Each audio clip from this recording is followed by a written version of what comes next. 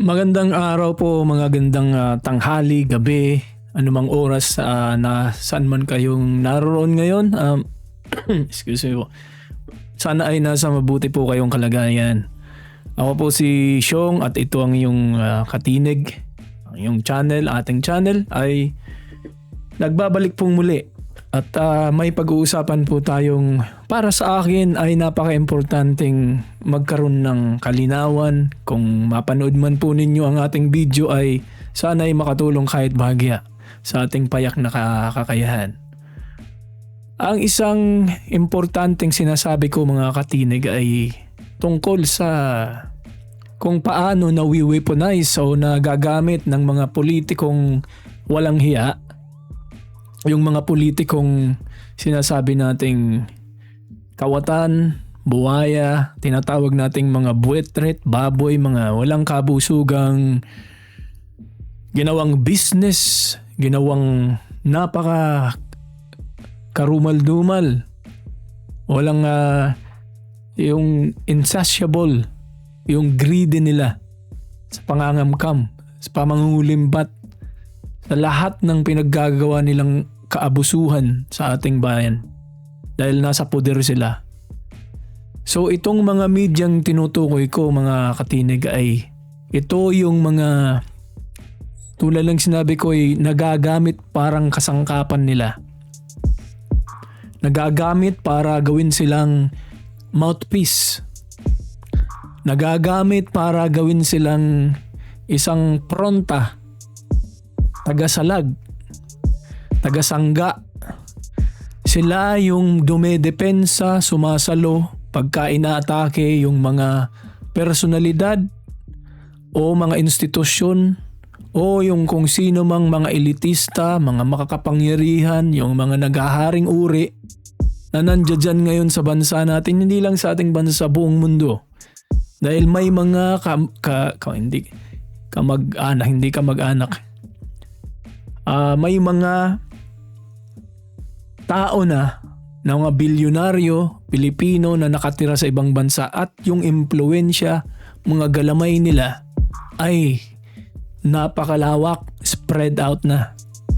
So yung importansya, yung significant dito sa sinasabi ko ay hindi lang po nasyonal ang kapangyarihan o ang naaabot ng kawalang hiyaan ng mga taong mapagsamantala, yung mga pang-abuso, yung mga oportunista dahil sa kapangyarihan nila, kaya nilang gawing kasangkapan yung mainstream media.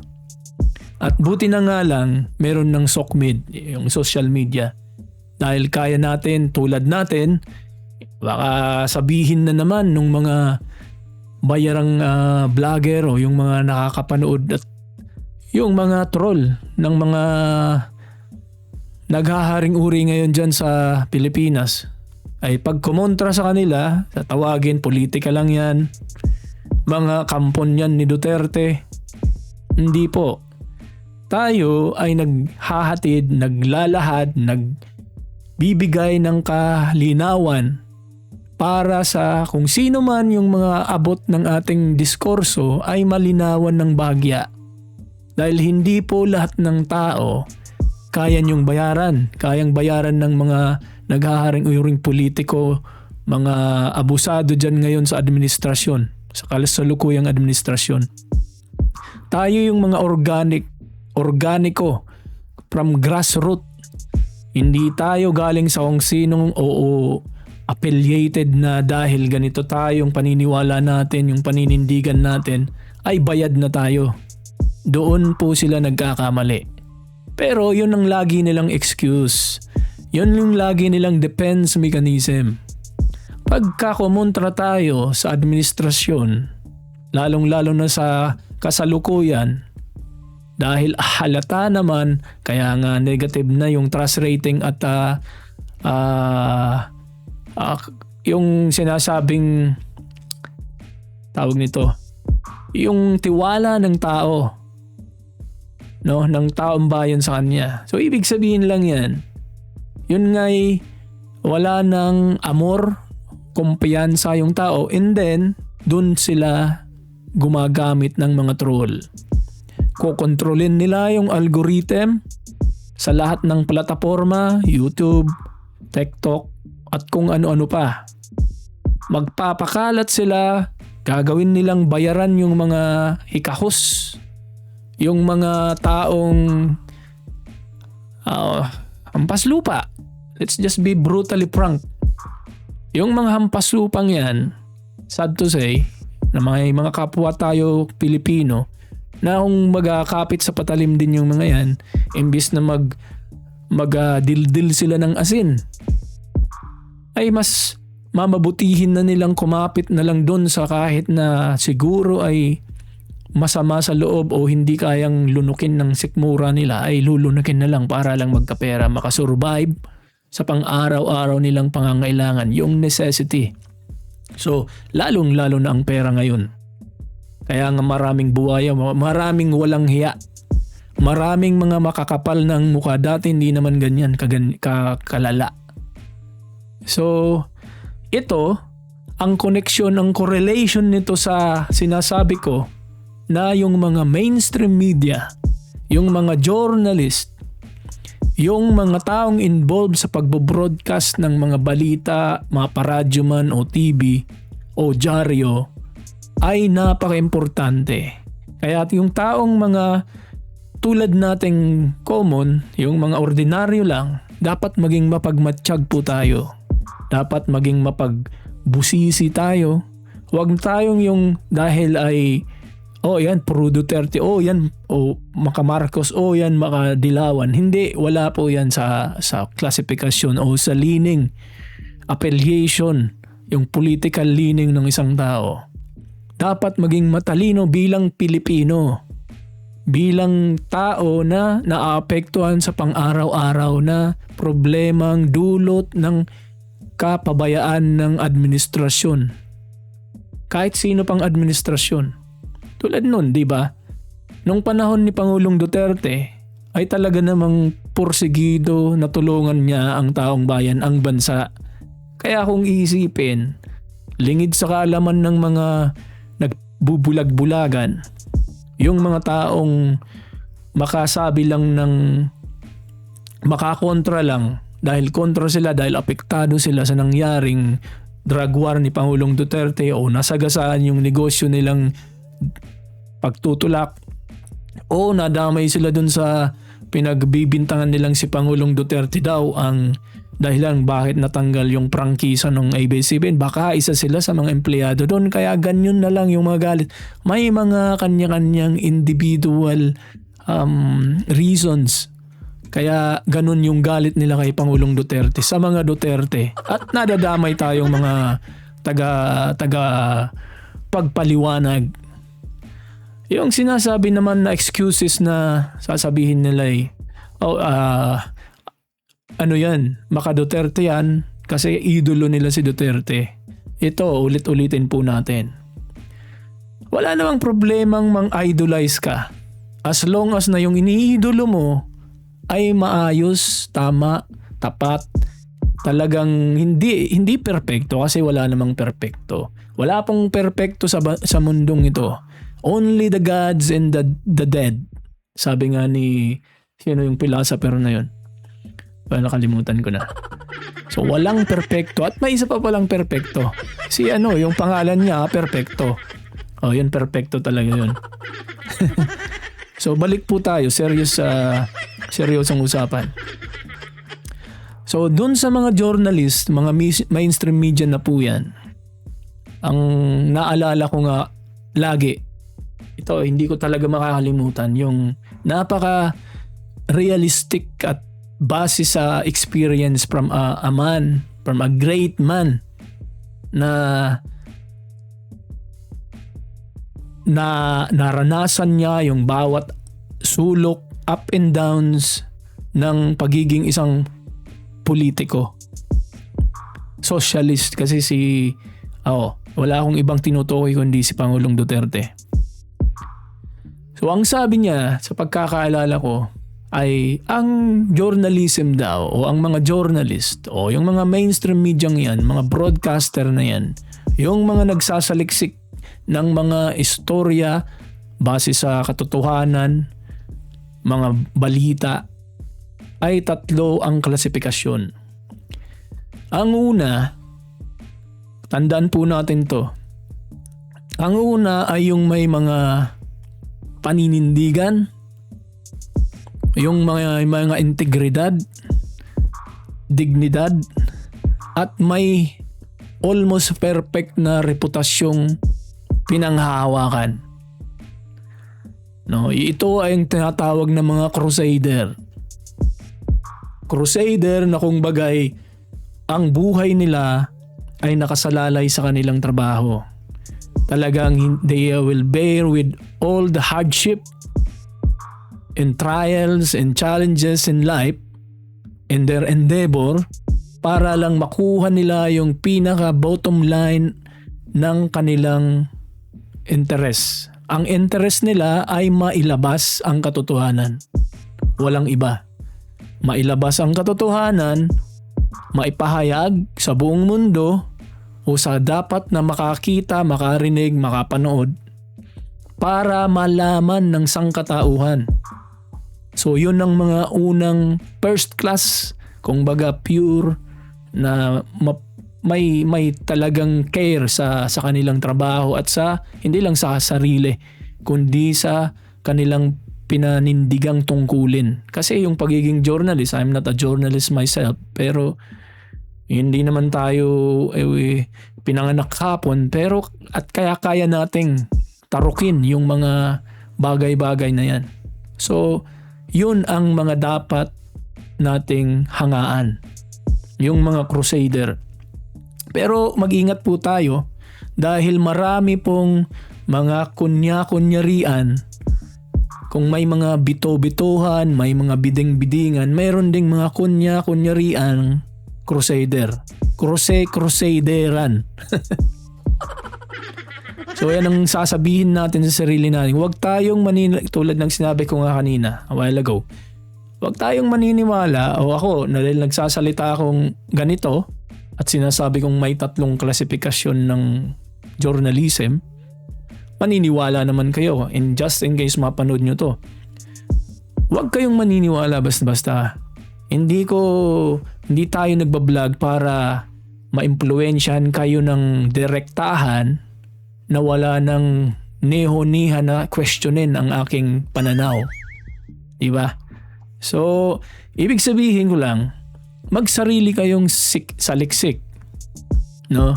Magsarili kayong research para makita ninyo yung side A and side B kasi lahat ng bagay, lahat ng pagkakataon may dalawang mukha.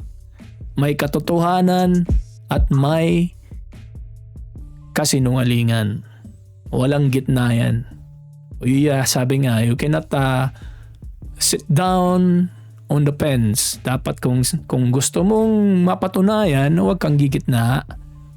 Kailangang mag side A, side B ka. Too much to say about that. Pero balik tayo. So yun ang sinasabi ko, may 3 klasifikasyon yan. Yung nauna nga yung crusader. Yung pangalawa po ay yung mga sinasabing mouthpiece. Yung mga mouthpiece na yun, ayun yung mga journalist o mainstream media. For example,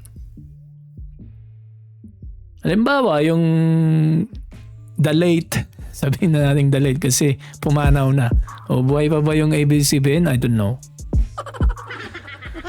This is just an example, mga katinig. Yung ABS-CBN, maliban sa may mga businesses yung may-ari nung network na yon, ay pag-aari nila yung network, yung ABS-CBN. O let's say si Tambaloslos. O di ba? Hindi naman lingid sa kalaman ng lahat na si Tambaloslos ay di umano ang may-ari ng Inquirer, no? So ang Inquirer na yan, they are already in the social media, and then the newspaper, I don't know where else. Pero obviously kung siya ang may-ari niyan, kaya niyang i-manipula, kontrolin yung nilalaman ng bawat labas ng pahina, bawat pahina ng newspapers na ini-establish nila in daily occasions or araw-araw o linggo-linggo. And maliban dyan, yung bawat buga o bawat detalye ng mga taong employee niya ng Inquirer na yan ay kayang makontrol ng may-ari. Lalo na kung ganyan ka demonyo. Lalo na kung ganyan ka balasubas. Lalo na kung ganyan ka abusado ang may-ari kung walang iba kundi si Bonjing Tambaluslos. Ika nga ni Aimee. Isang malaking bonjing na bata. Kidding aside. So, yun ang mga isang perfect example para po sa akin na yung mga mainstream media journalists na mouthpiece ng either mga oligarko, mga higher elite businessmen na nandiyan dyan sa Pilipinas or sa ibang bansa na nagko-control, na kayang mag-control ng isang bagay, propaganda. At ang ginagawa nilang kasangkapan ay yung mga journalist, yung news, yung social media, hindi lang mainstream media, pati na social media ngayon kasi marami ng troll. Ibang usapan yun, but it is still related. Very related yan. So kaya ngayon, mag-iingat tayo. Lagi nating tatandaan, no? So summarize lang natin. Yung una ay yung crusader. Yung pangalawa ay yung mga mouthpiece. Yung mga mouthpiece na yan, obviously, ulitin ko, sila yung dumedepensa, sila yung bunganga ng mga balasubas, mga walang hiya, mga kawatan, oligarko, businessman, at iba't iba pang personalidad, institusyon na oportunista, umaabuso, yung mga minors para pagtakpan. So halimbawa, pagka may pumutok na kritiko, balita, sa television man o kahit sa anong platform, yung papel ng mga bayarang mouthpiece na yan, yung second class na journalism, mainstream media, social media, ang papel nila ay para depensahan yung kanilang amo. Sino yung among yun?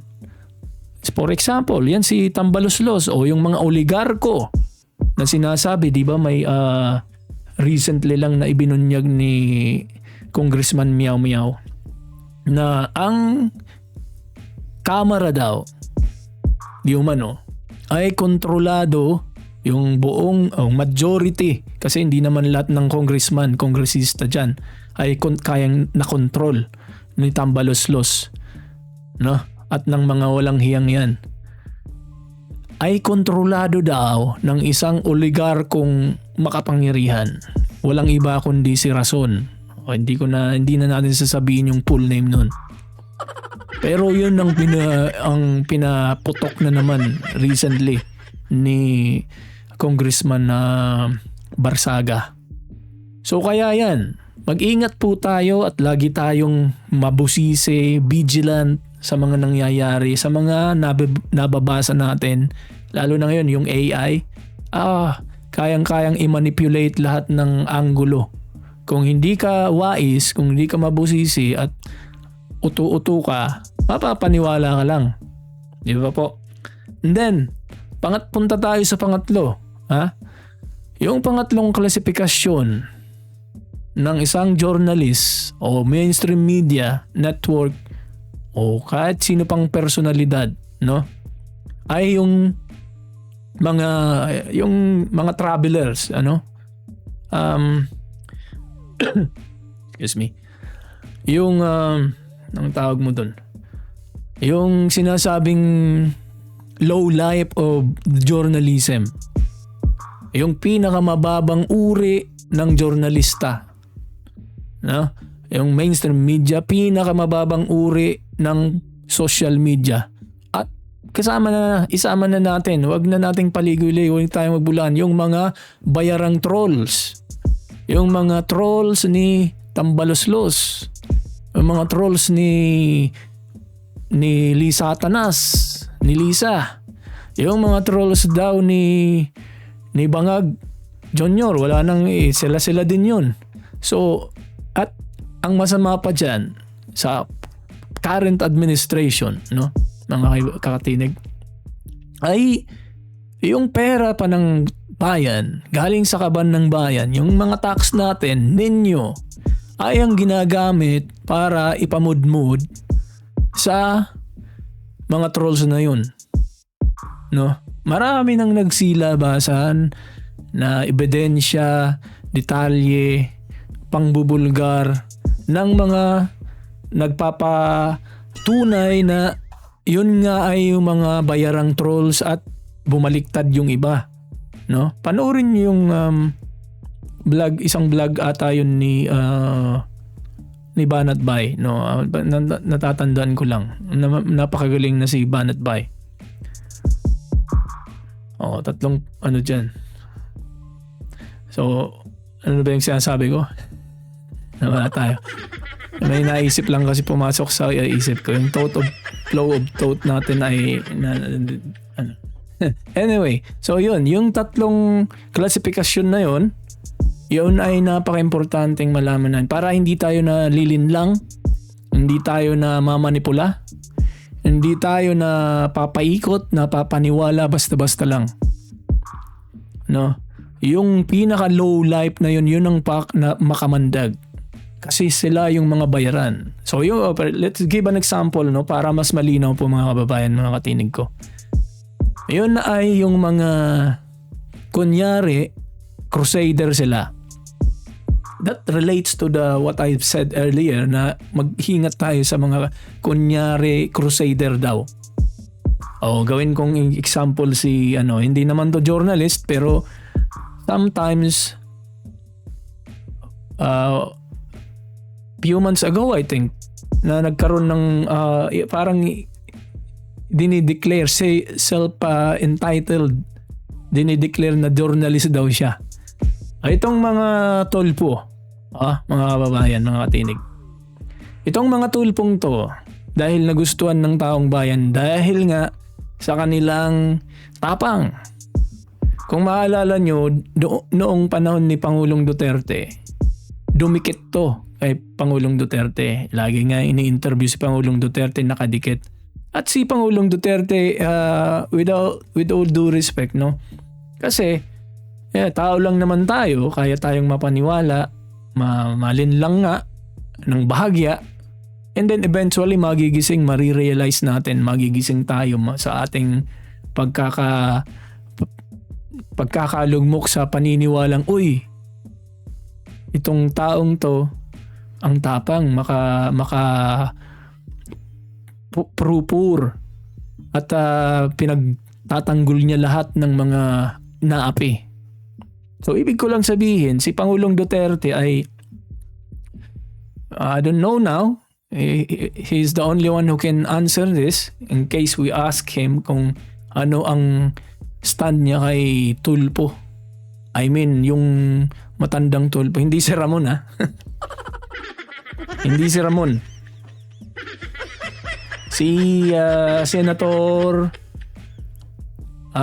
Rapi. Tinutukoy ko. Kasi binati pa nga ni Pangulong Duterte noon, di ba? Kung maalala niyo mga tinig. Talagang siya, believe din siya. Kasi nga, lumalaban nga. Pero, sa bandang kaliwa, nilamon ng sistema.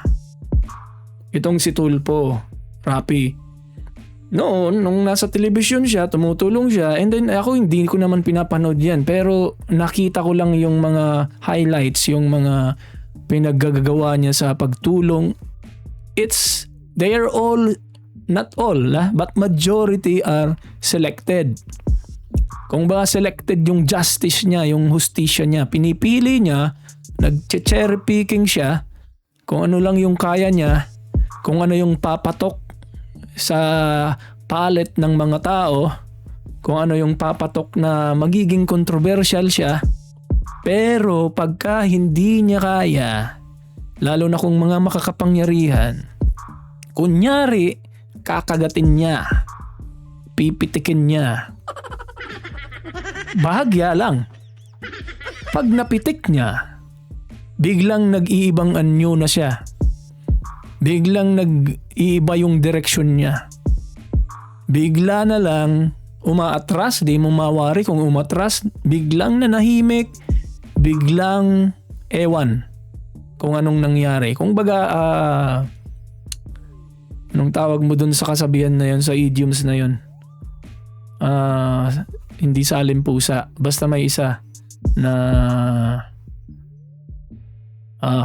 it's on the tip of my tongue but basahin nyo na lang. Pero yun ang sinasabi ko, si Rapi Tulfo ay isa sa mga ganun, no? Kasi ito ang babanggitin, sasabihin ko para malinaw yung isang example na to. Kakapanalo pa lang yan, mga katinig, bilang senador. Siyempre binuto ng mga taong naloko niya. Pero ako hindi ako naloko. Yung isang kapatid ko naloko niya. Kasi naging catchy yung pangalan eh. Ipatulpo mo. Yan. Pero wala tayo. Hindi natin kayang makontrol lahat ng tao.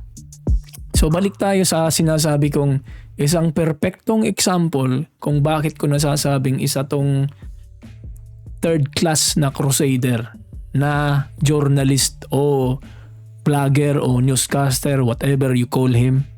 And same as with his other brothers. No? So, ang pinakamalinaw na sinasabi ko nga mga kababayan, mga katinig, ay yung paglaban niya at pagpunto niya doon sa PCO.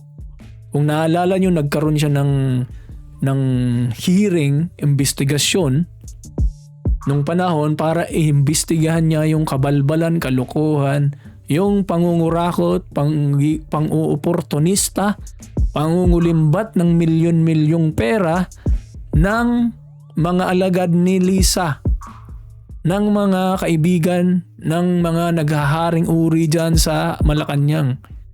Walang iba kundi yung lalaking balabasarado na yung chairman ng PCO. Wag ko ng pangalanan. Dahil baka hindi, kaya nating pangalanan yun. Bakit? Sino ba naman siya? Ha? Hindi ko nga lang maalala yung pangalan. Kayo nang bahalang magsaliksik. It's on the tip of my tongue again, but I can say it. You can read it. So, yun ang sinasabi ko. Kasi, itong si Rapi Tulfo, bigla niyang, yun ang pasakali niya yung propaganda niya rin. Yung sarswela niya na, ano daw siya, anti-corruption o whatever. Ano lang niya yun? Pronta. Para kondisyon niya yung utak, yung mata, yung pag-iisip ng mga nanunood, nakakakilala sa kanya, pati yung mga hindi pa nakakilala. Para ma-encourage niyang maniwala sa kanya. Ganun lang yun, mga tinig. May tayo konting hindi naman tayo utu-utu so may sarili tayong yung tamang sinasabi ko at ewan ko kung maniwala kayo, busisihin natin. Wag lang tayo dahil bigla siyang umarangkada ng ganun, iniimbestigahan niya yung ganong klaseng anomalya daw, tapos naniwala na agad-agad tayo. Tingnan niya yung nangyari. After na kunti na nga lang nandun na sa puwerta. Ipapasok na, nasa puwerta na siya. Bigla yung inurong ang hayop. Bakit kaya? Yun ang isang malaking tanong dun. Bakit niya inurong yung investigasyon na yun? Kasi di ba yung mga nabunyag niya na talagang may mga nananalo ng lottery ay hindi naman daw totoong tao. Mga gawa-gawa lang. So kaya yung pera, milyones ay napupunta lang sa bulsa ng mga manager, ng chairman na yon, at sigurado yon nakikinabang yung mga nasa likod na naghaharing uri. Na si Satanas. Di ba? Yun ang sinasabi ko. Kasi nandun na nga siya sa puwerta, nasa pinto na siya ni San Pedro, bubuksan na ni San Pedro yung hiwaga kung paano nila makikita yung talagang kabulastugang kawalang hiyaan, no? Pero biglang nagpahinga. Biglang nawala ang hayop. Ang walang hiya din na to. Ang tanong nga, malaking tanong ng taong bayang mga mulat tulad ko, ano kaya ang nangyari? Ano kaya ang namagitan? Bakit kaya biglang hindi itinuloy? Or itinuloy man, biglang kambyo. Kung baga nasa fourth gear na eh. No? Talagang umaarangkada na, pumupukpok na si kunyari ang Crusader na Rapid Turpong to. Pero bigla niyang ibinalik sa gear 1 at nag-reverse pa. Putang inang, pasensya na ha. Hindi mo kasi maiwasang hindi mag eh. Kaya ang nangyari dyan, walang kinahanatnan yung investigasyon. So ano kaya, mayroon kayang kasunduan? O mayroon kaya siyang, kasi ang isa ring style nitong mga walang hiyang nasa administrasyon to ay yung ibablap nila, isosupress nila yung mga tao, yung mga kritiko, in a way na gagamit sila ng isang kaparaanan na mape-pressure. Gagamit sila ng mga gawa-gawang istorya tulad ng mga kasong masiguro mga matagal ng kaso, tapos bubuhayin nila, gagawan nila ng istorya half truth, half lies, o more lies than truth. Kasi nasa posisyon sila. Sila ang humahawak ng makinarya. So kaya ang tanong, Mr. Rapi Tulfo, na selective ka sa yung mga pananaw sa pinaggagawa mo, ay umayos ka. Sabi nga ni kapatid mo, Ramon, umayos ka. Hindi ka naman si Ramon pero ikaw si Rapi. Rapi, umayos ka. Sabi ng kapatid mong tutubi. So, too much to say. Pero yun ang katotohanan mga katinig. So, ang tagal na nating nag-intro pa lang, matagal-tagal na tong pinag-usapan natin. So, yun. Huwag nating kakalimutan, yung mga journalist, mainstream media, newscaster, vlogger na mga bayaran, at kung sino-sino pang mga entities, personalities, at mga ginagawang kasangkapan na weaponize, pati ang ICC na yan. Look at the ICC now. Tama. Anong ginawa nila sa buong mundo? Ginawa silang kasangkapan ng mga nasa likod na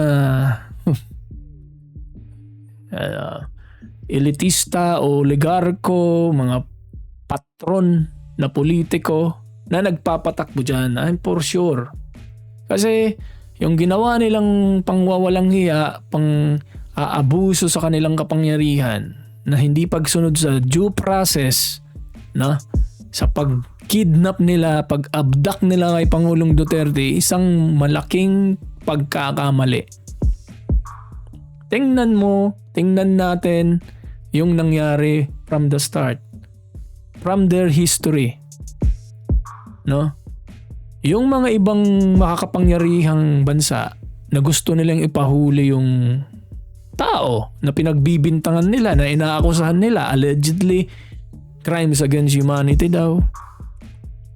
Maraming individual, popular na tao na hindi nila kayang ipahuli, ipa-kidnap, ipa-abduct, na bigla na lang nilang bubunutin sa bansa nila. Hindi nila nagawa. Kasi yung presidente, yung mga nakatira, mga nasa posisyon, ay malalakas ang loob, may paninindigan. Hindi tulad ng bansang Pilipinas sa kasalukuyang administrasyon, ay puro mga halos majority, mga walang hiyang bayaran. Mga walang hiyang oportunistang abusadong katiwalian ang nasa loob ng utak. Yung mga taong mapagsamantala sa kahinaan ng iba. Yan ang realidad. Sad to say, kapwa pa natin Pilipino. Dahil kung nanindigan lang ang isang bangag na presidenteng yan, at kung nanindigan lang yung mga nasa posisyon na ang soberenya ang isinusuko sa ginawa nilang paghuli mismo sa kanilang kapwa Pilipino, ex-president pa, na isa pang pinakamagaling na presidente sa balat ng Pilipinas.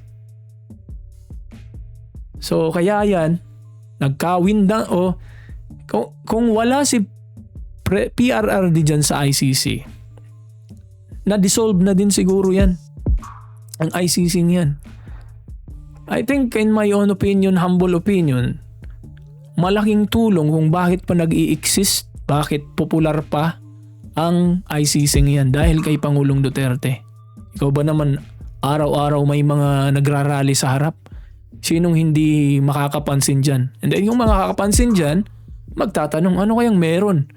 And then that's the way, one of the way na nagiging popular, nabubuhay, nagsisirculate uli, nagiging relevant uli ang ICC. Pero kung wala dyan si Pangulong Duterte, I don't think na nag-i-exist pa yan. Kasi nga marami nang tumiwalag sa ICC. Hindi lang tayo, pati yung mga superpower na country, mga first class. No? So, yan. Then, balik tayo dito kasi napaka-importante na ipakita ko natin sa makakapanood po nito ang isang babaeng talaga namang napaka-anti Duterte, at kahit na isakripisyo niya yung dignidad, integridad, reputasyon at paninindigan, prinsipyo, makakontra lang gagawin niya. Makakontra lang sa mga Duterte. I don't know why.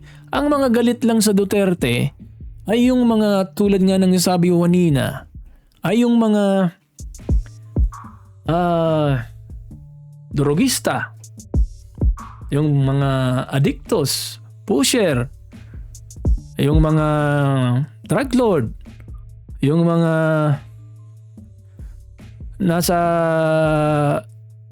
kabilang bakod. Mga kabilang bakod na sinasabing, excuse me, troll, mga bayaran. No? O yung mga masasamang loob. Yung mga naapektuhan nung pagkatanggal ng mga business nila, including bias CBN. No? So, at marami pang iba. Pagka ikaw ay masamang tao, kawatan ka, no? Magagalit ka sa Duterte. Bakit? Kasi ayaw nga kung ako si Pangulong Duterte, ayaw ko nga ng mga drogista sa bayan ko. Ayaw ko ng mga siraulo, kidnapper at lahat ng mga sanggano. Lumayas kung hindi, baka may kalagyan kayo sa akin. O, ganun yun. Kaya, lahat ng halos, let's not forget to mention yung mga oligarko. Yung mga makapangyarihang nasa likod ng mga patron nilang politiko. Mga patron nilang mainstream media. Tulad ng sinabi ko kanina, yung mga oligarko, yung mga mayayaman na yan, hahanap sila ng patron, ibig sabihin, yung patron na politiko na itatayo nila, no? Ipoposisyon nila sa politika. Pag naging nanalo yan, obviously, i-make sure nila, gagastusan nila ng milyon-milyon para manalo yan. Pag nakaposisyon nila, ano ang kapalit? No? Tulad ng ginawa ng bangag na junior na yan. Ito tinagurian, pagka panalo yan ni junior, sabi ng isang pahayagan ay, this is the time of the rise, or the rise of the oligarch. Anong sabi doon? Yung termino ni Pangulong Bongbong Marcos is the beginning, or it's not the beginning because they're always been there. Yung mga oligarkong yan. This is the, once again, rise of the oligarch. Kasi ilinublob na ni Pangulong Duterte yan sa Umunoy. No, binaon niya na yan. Pinahiya na yung mga oligarkong yan. Kinuha na yung mga tax na inevade nila ng ilang taon. Siningil sila. Pinahiya sila. Pinangalanan sila. Inidentified sila. Pero nang nanalo tong bangag na junior na panggulong to, nabuhay muli yung mga oligarko. Kaya sabi nga ng isang nun na si Sas Surgando, if I am not mistaken, if my memory serves me right, nung nakita niya, hindi si ata yun yung si Buljakera, sino yun? Si Maharlika. Kasi di ba naging kadikit-dikit na mga nabudol nga ng Unity team.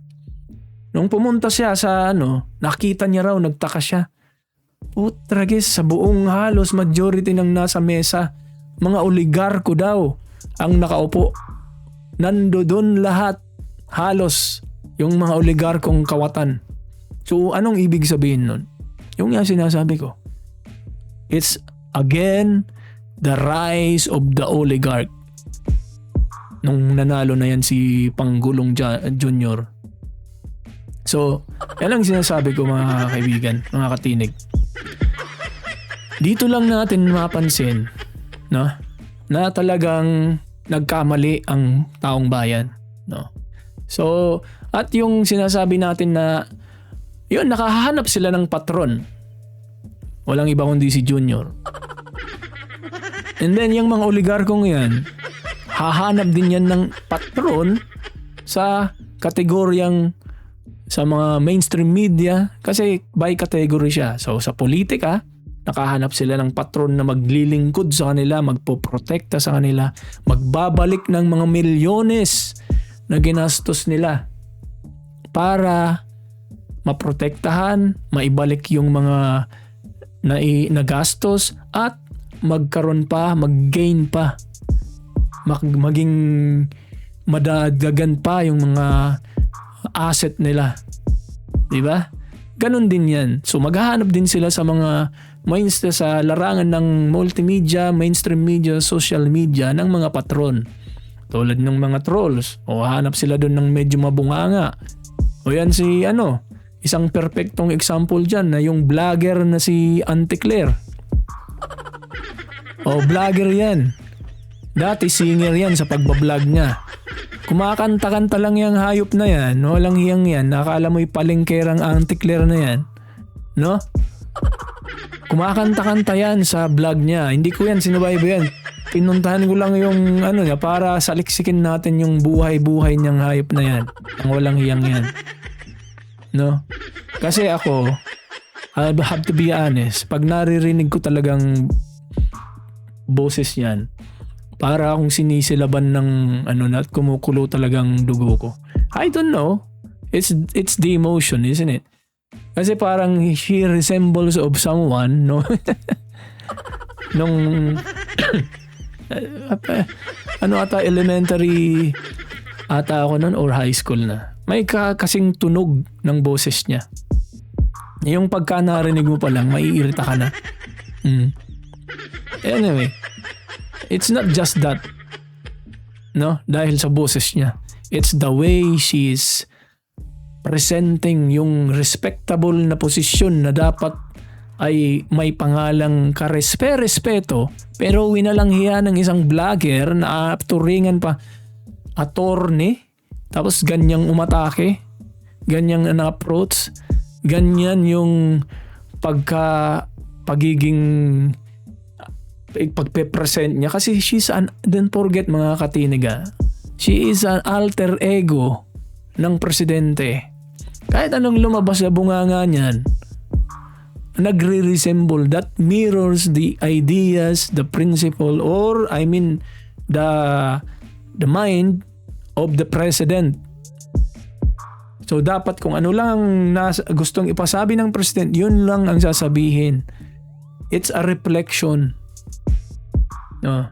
So kaya yan si mabanggit ko na lang para kompleto ang ating usapan, no. So yan si Auntie Claire. Ay yung vlog niyan dati, walang nanonood dyan. no? Yung kumakanta pa ng mga love song at kung ano-ano pang pinagkakanta niya sa vlog niya.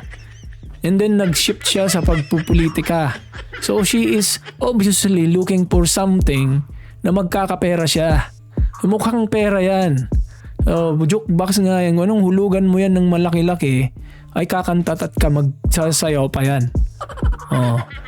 So yun nung naging political vlogger ng hayop na malanghiyang yan, no? Ginawa niya, kumakagat-kagat siya kunyari. Noon anti-Marcos yan, no? Anti-Marcos yan. Binabakbakan niya si Marcos. Pinakita nga kung napanood niyo yung ni Chavit Season. Mismong pinakita yung video, binanatan ni Auntie Claire si Marcos. Pero nung natunugan niyang maraming nagkakapera, maraming troll ang mga nasa nagharing-uring nasa Malacanang ngayon, may farm troll at maraming nagkapera nga naman, maraming nagkaroon ng kondo at kung ano-ano pa, nag-bleng-bleng na, punong-puno na, di ba? Isang example nun si Barsaga, hindi si Miao Miao, si Congressman, yung isang si Raulong Barsaga, yung si Nino, buti di ko nakakalimutan yung hayop. So yun si Nino, no, isang example yan na bayaran ng mga nasa naghaharing uri. So yan si Auntie Claire, kinagat-kagat niya ang mga Duterte. So siguro, itong mga hopelessly na naghahanap ng pambato nila na mabunganga, na marinig mo pa lang ang boses, maiirita ka na. Nung dumalaw yan sa isang hearing sa hindi Quadcom, yung Empracom ba yun? Basta yung tungkol sa mga vlogger na pinatawag nga yung mga Duterte vloggers and allies. And then pumunta din niyang walang hiyang yan, si Auntie Claire. Nung pumunta yan, nagpasikat. No? Nagpasikat yan kung anong pinagdadadada. And I'm sure naman, si Barbers at yung mga kasapakat nila, nag-research din yan bago nila inimbita. Okay, so kung baga confirmation lang yun, na pinapunta siya doon kung titindig ba to sa atin, reliable kaya tong taong tong hayop na to. So napatunayan nila, may isa pa nga doon kung maalala nyo yung session hearing na yun, may isa ring kandidato sana. Itong si, if I'm not mistaken, si Voice of Manila, yung medyo chubby, kaibigan nga daw yun ni yung dating makaisko, Models of Manila, yung lalaking yun. Pumunta din yun doon, parang nag-audition yung dalawang pero sa kasamaang palad, mga katinig, hindi siya napili. At ang napili, walang iba kundi yung walang hiyang tunog lata. Tunog lata yung boses. Pati siguro yung utak niyan, kaya kung anong lumalabas, puro tunog lata. Alam mo yung lata na may konting laman tapos katukin mo, ganun yung tunog ng boses niyan. Kaya nakakairita. Pero pagpatuloy mo yan lang, Auntie Claire, pag napanood mo man to, sakali, pagpatuloy mo lang yung ganyang estilo approach. Kasi ikaw ang dahilan kung bakit ang taas-taas ng rating, ng trust rating ng iyong amo ni Panggulong Bangag Junior. So yun ang istorya niyan kung bakit na nasa sadlak yan sa posisyon niya si Auntie Claire. No? Kayong bahala, mag-research kayo kung gusto niyo yung mga sinabi ko. Huwag kayong maniniwala sa akin. No. So balik tayo dito sa sinasabi kong ito ay walang iba kundi si Carmina Constantino. Kung maalala nyo po, itong babaeng to, anti-Duterte talaga to. Papakita ko sa iyo mamaya yung itsura kung bakit ko nasasabing talagang anti-Duterte to. Basta Duterte, ano man, may masabi lang siya, sasabihin niya, ma-express niya lang na talagang anti-Duterte siya. No, gagamitin pa niya yung pagiging Inglesera niya. Kayo kasing mga Pilipino, yung iba naman, Nang iba lang, no? Pagka nagarinig nyong nag-i-English, ay ibig sabihin matalino na.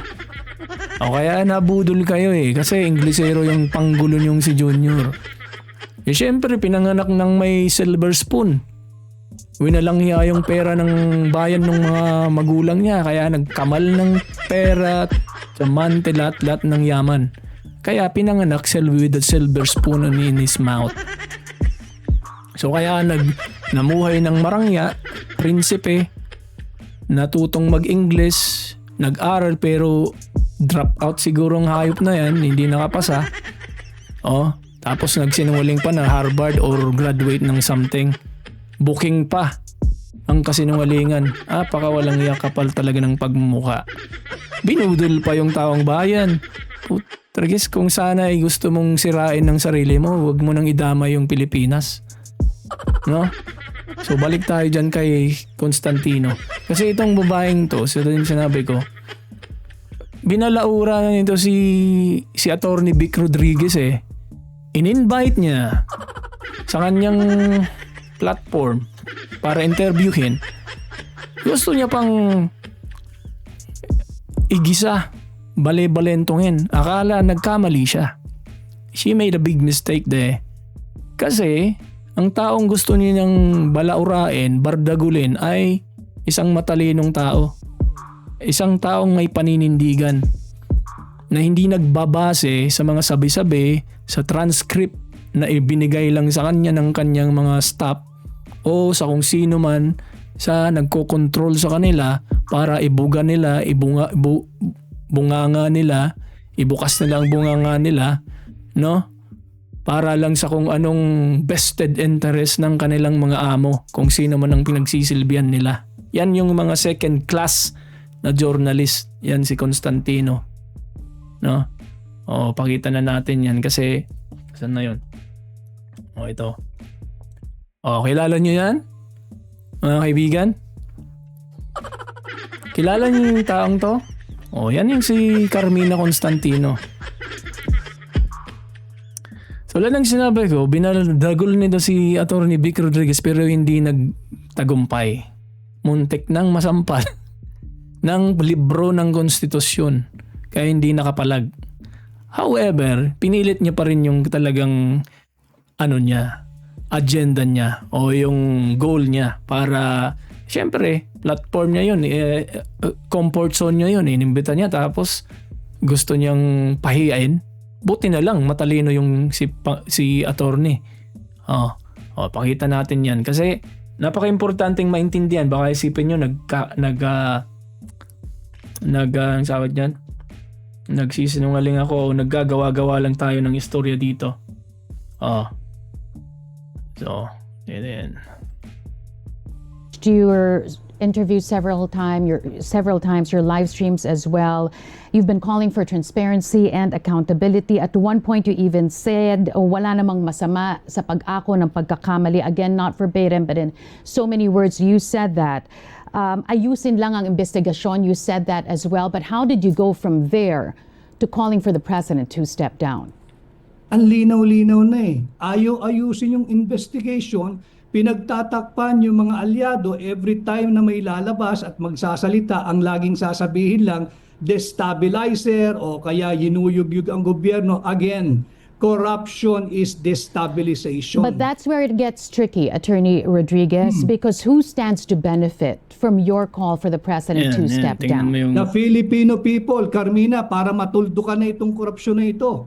How can the Filipino people stand to benefit if the vice president takes the presidency by virtue of the president stepping down, when you're just going to put in place another dynasty whose history is also peppered with allegations of corruption, instability in behavior, even murder, the deaths of countless deaths of your countrymen, Attorney Rodriguez, not to mention the damage to freedom of expression, which you oddly enough claim to protect as well. Go ahead.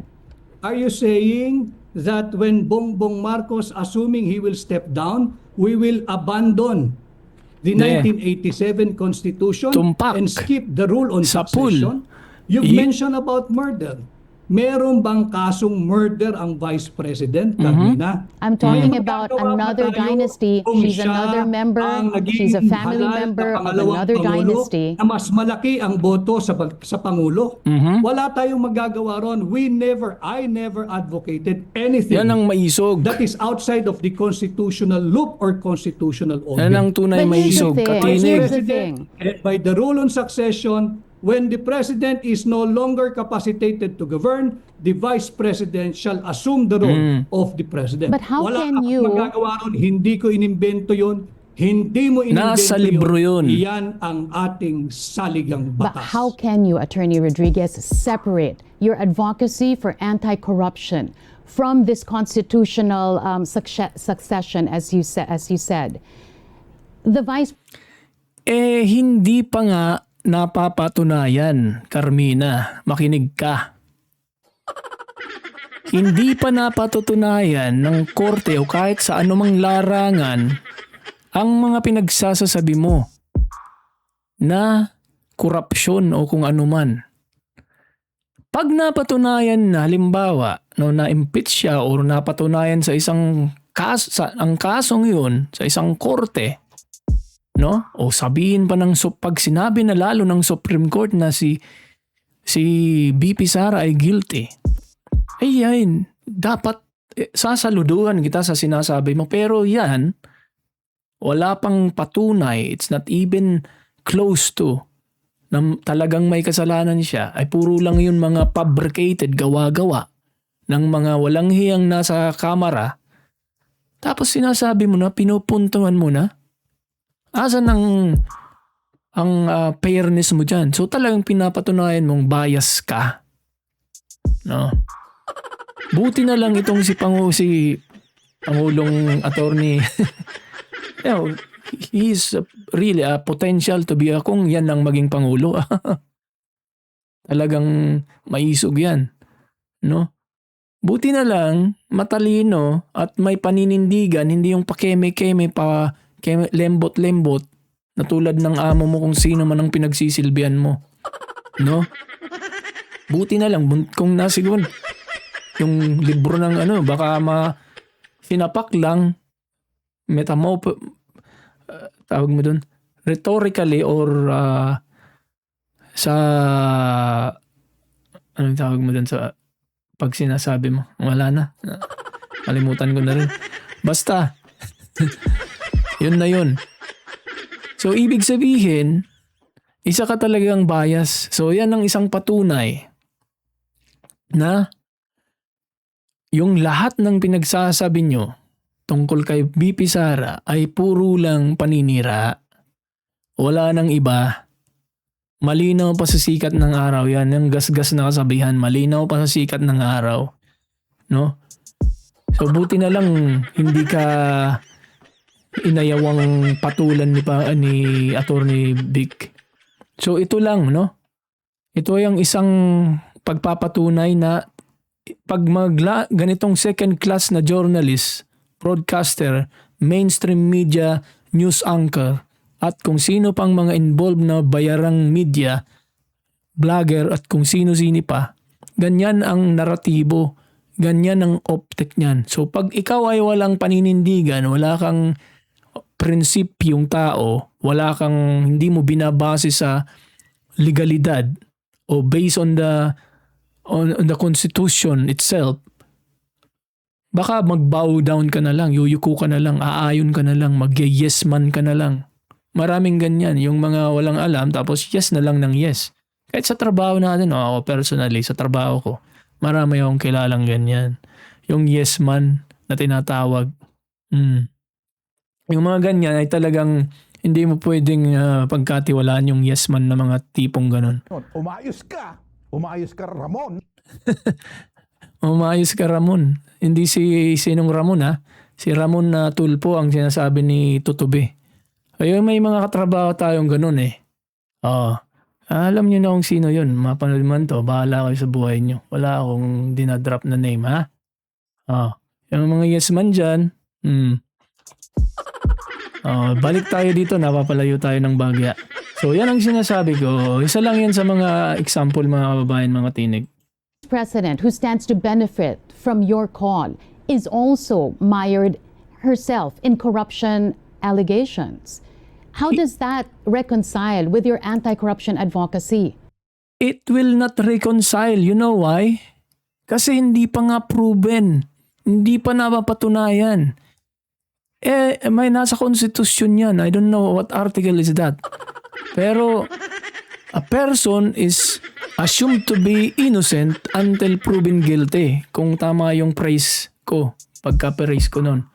Pero yun, mga kababayan, mga tinig. So kaya kung kayo maniniwala dyan sa isang second-class journalist, newscaster na yan, ay ob kayo, mga kababayan, mga katinig. Tayong mga mulat ang utak, isipan, hindi tayo basta-basta mapapaikot ng ganyan dahil lang magaling mag-English. Tayo ay bibilib na at magbabow down na magiging yes man na tayo. Hindi tayo ganung utu-uto. That is the reality. Unfortunately para sa kanila, hindi nila kayang kontrolin yung lahat ng tao. Hindi nila kayang bayaran para maging utu-uto, sunod-sunuran na lang maging troll nila. Tayong mga organikong vlogger na mga maliliit ay hindi tayo magpaparin lang. Paninindigan natin kung anong tama, kung anong makakabuti. Hindi yung dahil lang sa naaabunuhan tayo, na jukebox tayo, nalalagyan ng coins yung mga puwet natin, tumbong natin, ay aamin-amin at magsasabi na tayo, magbubugunganga na tayo ng kung anong ididikta sa atin. No way. So ito kasi ang mga naratibo ng mga ito yung mga pinklawan na kunya liberal. Kung naglining-lining niyan mga liberal. So ang naratibo ng mga taong yan, no, ay kahit na isakripisyo nila, lunukin nila yung pait ng mga pinagsasabi nila nun na never again, never to Marcos. Basta wag lang sa posisyon, makaposisyon si BP Sara, lulunukin nila yun. Yung sukang sinuka nila, kakainin nila yun. No? Kakainin nila yun. Pero wag lang maiposisyon si BP Sara. Bakit? Kasi yan, mga katinig, pag yan nakaposisyon si BP Sara, sigurado lahat ng kamag-anak na mga walang hiya nila, mga kamag-anak nila o kung sino pang sangkot dyan, ay mananagot. Yan ang katotohanan dyan. Kaya takot na takot silang maiposisyon, makaposisyon uli ang isang Duterte. Lalo na si BP Sara. No? Yan ang katotohanan dyan. So ito pa, isang matalinong hindi to bata kasi adult na to. Pero sinasabing bata ng mga ilan. He's an adult. He has his very broad mind. Like a mind of a genius. Isipin mo, bilyonaryo pala tong batang to ha. Ang taong to. Nadadala tuloy kasi laging tinatawag na bata ng ilan So itong taong to, si Legarda Libiste, ay muntik nang mabiktima na naman nitong Carmina Constantinong to. Gusto pang paikutin, gusto pang tablahin, gusto pang ihilera niya sa mga mabibiktima. Ito, hindi siya nakapasa. Nag-try kay Lian. Akala siguro dahil bagito, bagong congressman, ay kaya niyang paikutin. Tingnan natin. Panoorin po natin to ha. Would she have had any reason to fear you, Congressman? I think the lawyer of Attorney Yusek Cabral actually expressed that she was under pressure by others. I think she didn't specify in the ANC interview yesterday who, but I can say a little bit more about that in this interview. Yeah, but my question first is, did she have any reason to fear you in particular? Because previously you said she could have spoken out about, you getting the documents if it were true that you forcibly took those documents from her, but she didn't. So my question is, would she have had any reason to fear you? So tingnan mo yung mga katinig, yung approach nitong Carmina na to. The same as what she did with Attorney Vic Rodriguez. she has this way of communicating, putting pressure at the same time, and not letting you speak up. Pero, hindi ka bibigyan ng chance para makasingit. Ganyan yan. So that's yung mga style na yan. Ay, kilala natin yan. Kahit sa personal experience natin sa trabaho, no? Pag may mga ganyang hayaan mo lang magsalita hanggang sa matapos siya. Pag natapos na siya, doon ka bumanat. Ganyan lang yung mga style pang how to deal with this kind of person. No? You in particular. Actually, I'd say it's the opposite. She would have more reason to fear the people who would have more leverage on her to testify that I had taken them forcibly because they don't want the list to be released to the public. Because I think, because based on the number of government agencies that have commented on the list that should not be made public in their eyes, that there are very powerful people that want to keep the list non-public.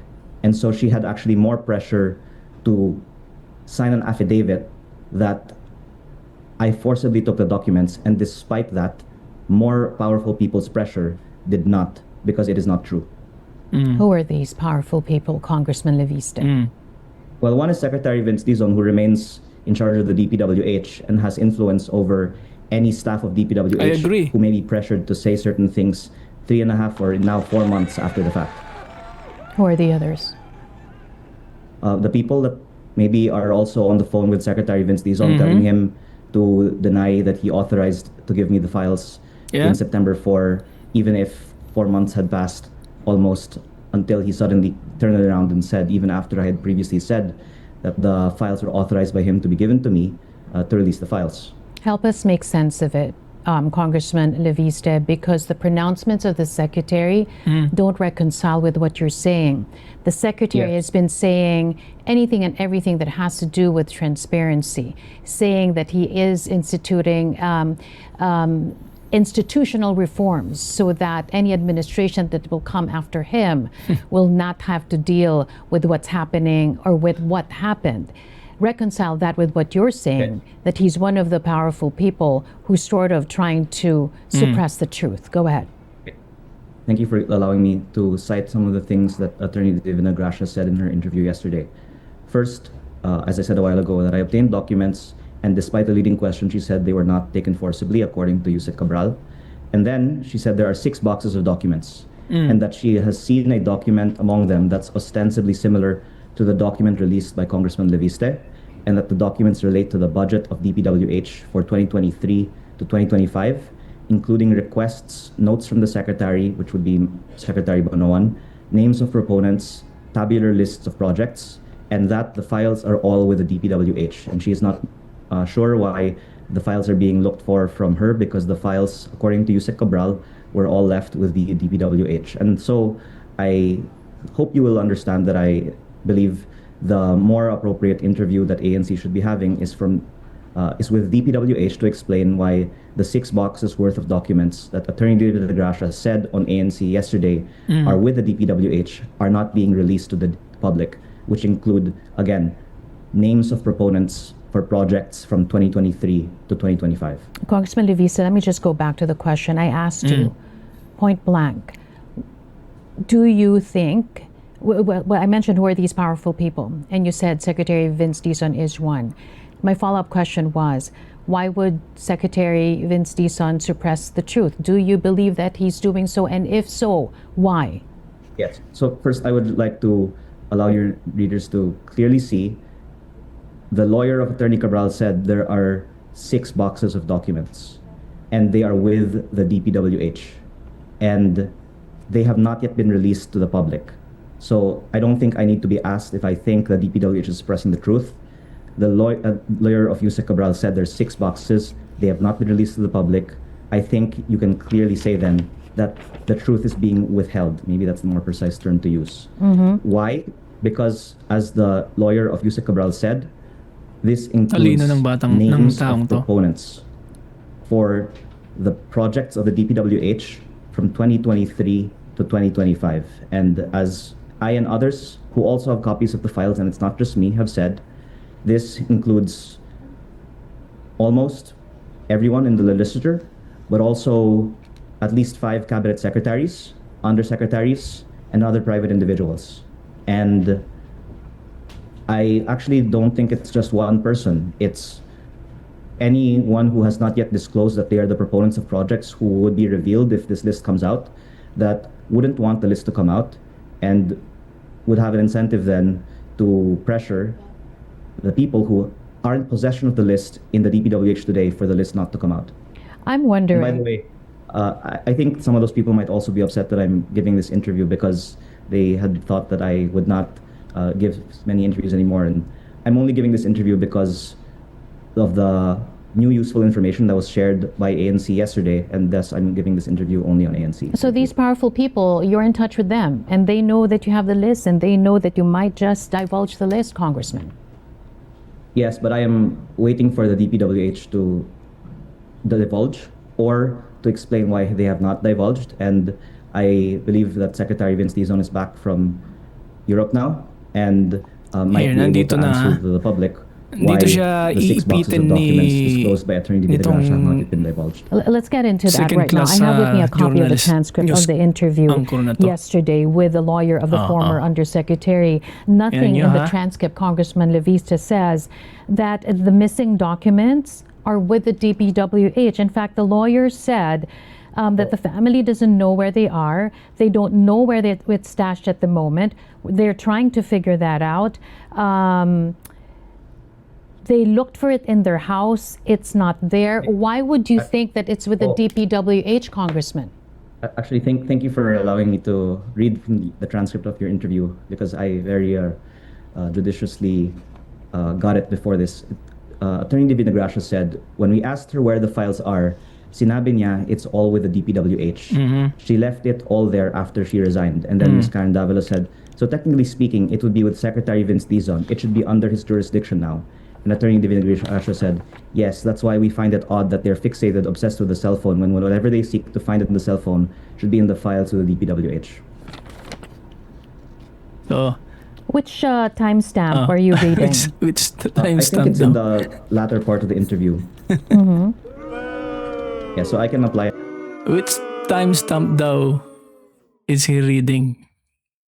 So, buti na lang itong matalinong kongresistang si Leviste ay talagang judiciously, prudently prepared sa mga ganong instances. Kung hindi, lalamunin siya nitong mapagpanggap na babaeng to. Kung hindi siya preparado, natameme na lang siya, magmumukha siyang ungas, tanga. Buti na lang matalino.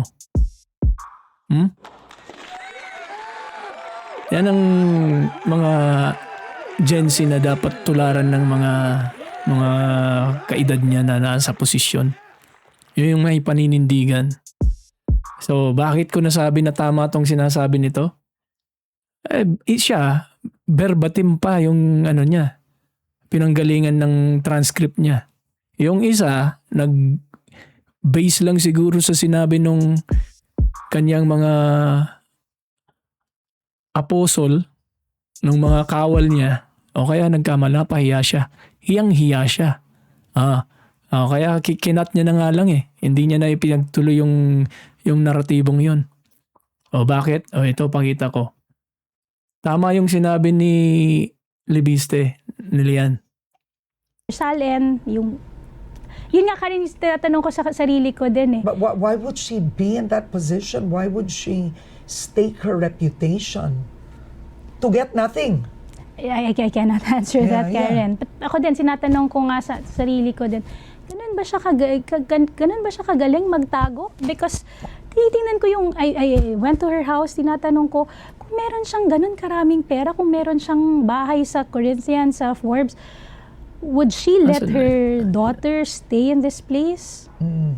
So the place is very simple for you, parang ganon. Yes. But does she live there? Yes. That she lives with, Yes. okay. Yes. Oo. Since And then- they separated, they continue to... Sabihin ko lang the three dito of them continue to dahil live patunayan in natin Qatar. na hindi Okay, we are nagsisinungaling gonna si take a quick break, attorney. So Si before we go, we're gonna be in a break.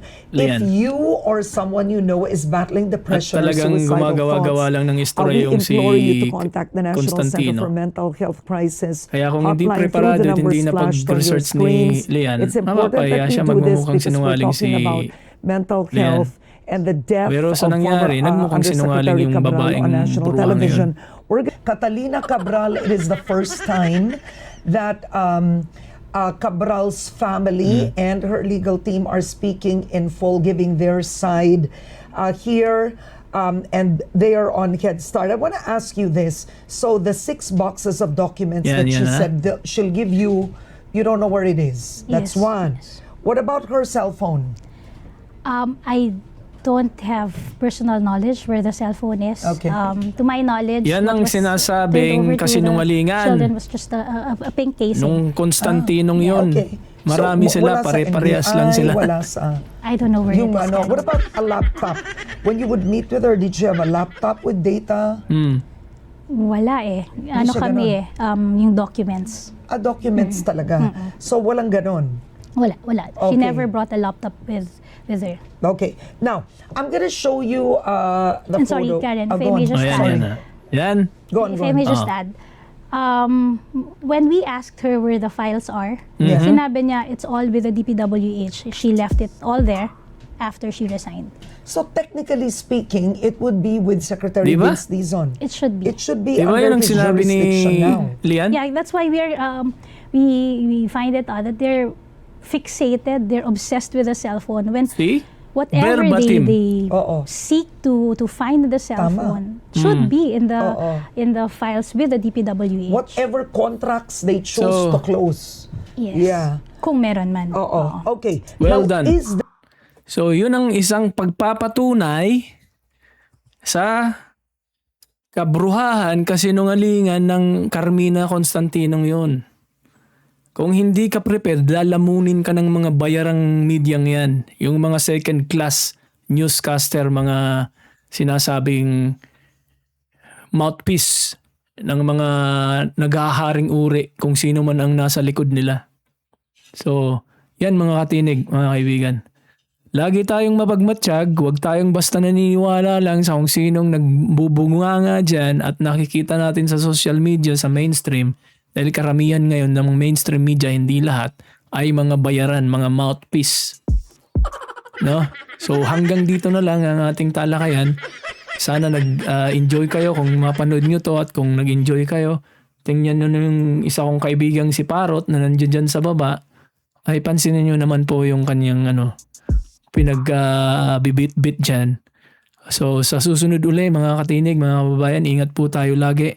At sana ay huwag tayong susuko ipaglaban ang kung anumang tama. Okay? Maraming salamat po.